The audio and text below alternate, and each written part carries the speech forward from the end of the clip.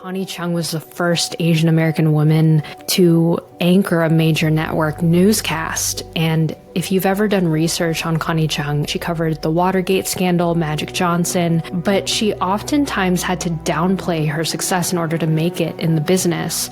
And what I find beautiful about this biography is she chose to break racial and gender barriers through quiet persistence as opposed to loud protest. When you are one of the few people in a room who look the way that you do. And I've experienced this being one of the first Filipino American therapists that I knew before I began networking. You just have to let the work speak for itself. I don't know if you can relate to this, but the quiet persistence of being excellent is, hey y'all, my name is Helen and you're listening to Mind, where I break down a book that I'm reading every week, specifically biographies, and I go over some things I've learned from the book.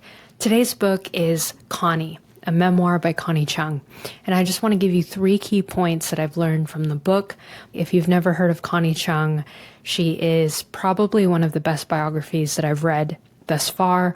March 13th, 1993, she takes the seat as one of the first female co-anchors on CBS Evening News with Dan Rather, and she gets hated on by Dan Rather. She is experiencing so much racism, hate from her coworkers, that she just has to learn how to deal with things graciously and gracefully. As the oldest child of Filipino American immigrants, it's something that I relate to a lot. So that brings me to my first point, the power of breaking barriers graciously and lightly. As one of the few female trailblazers in her wheelhouse, Connie Chung was the first Asian American woman to anchor a major network newscast. And if you've ever done research on Connie Chung, she covered the Watergate scandal, Magic Johnson, but she oftentimes had to downplay her success in order to make it in the business. What I find beautiful about this biography is she chose to break racial and gender barriers through quiet persistence as opposed to loud protest. When you are one of the few people in a room who look the way that you do, you just have to let the work speak for itself. And this is so countercultural to what so many people tell you to do. I don't know if you can relate to this, but the quiet persistence of being excellent, it takes some work. You have to be consistent and repetitious in order to get to a place where you're able to break barriers and break the stereotype that people know you as. Not only did she face the gender stereotype of being a woman, the expectation that women back in the 70s had to play secretarial duties, she also faced a lot of racism as one of the first Chinese women to enter into the world of journalism. She says, and quote, "I didn't want to be a symbol of anything.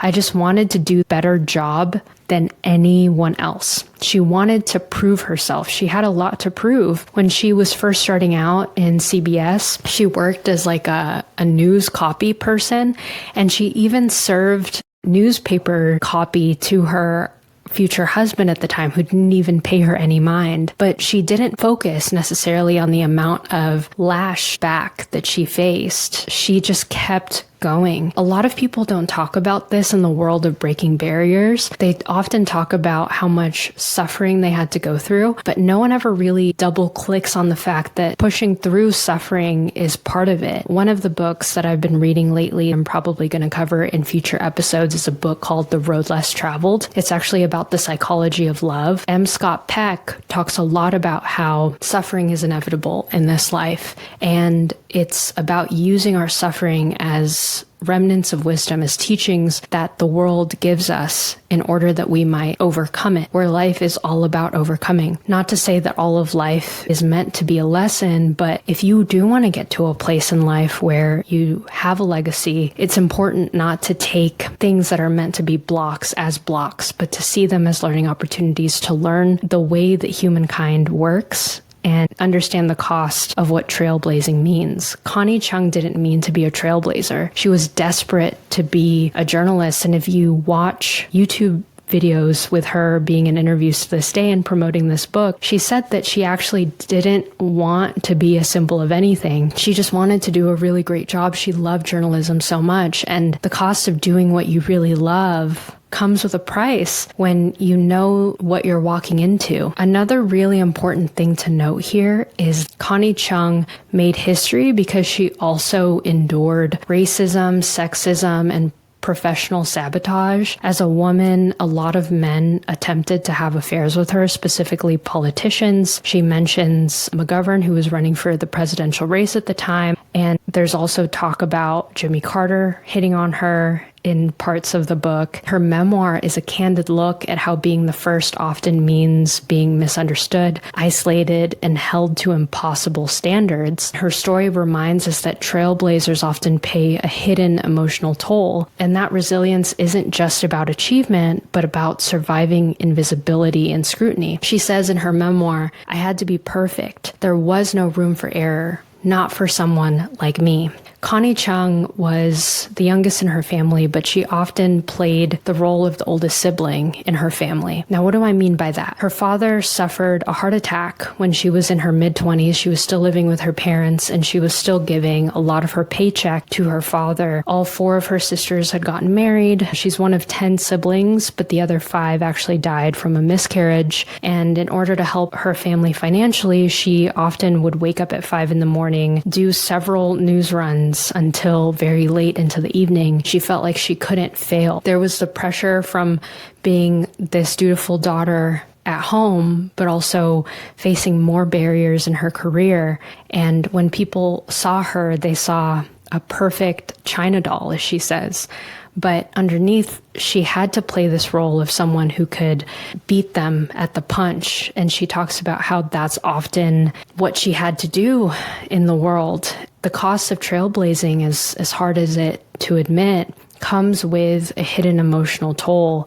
Surviving that invisibility, she says, was done through hard work. It was done through reminding yourself what it is that you're doing it for. And she was doing it for her dad. She was doing it. I think it's important to love what you do, especially in the midst of all of that suffering. The reason why I decided to do an episode of Connie Chung is because I really do believe that we're at a really interesting time in our political landscape. I have to admit that before Trump's reelection this year, I was caught off guard because I thought that so much of the pulse of our country was leaning more towards equality and having every voice heard. It's really caused me to read more about history, understand the structure at which our country is standing. And Connie Chung's influence has really had that effect on me of being politically aware, of knowing what exactly is going on in our country. And I hesitate to put labels on my political leanings at this moment,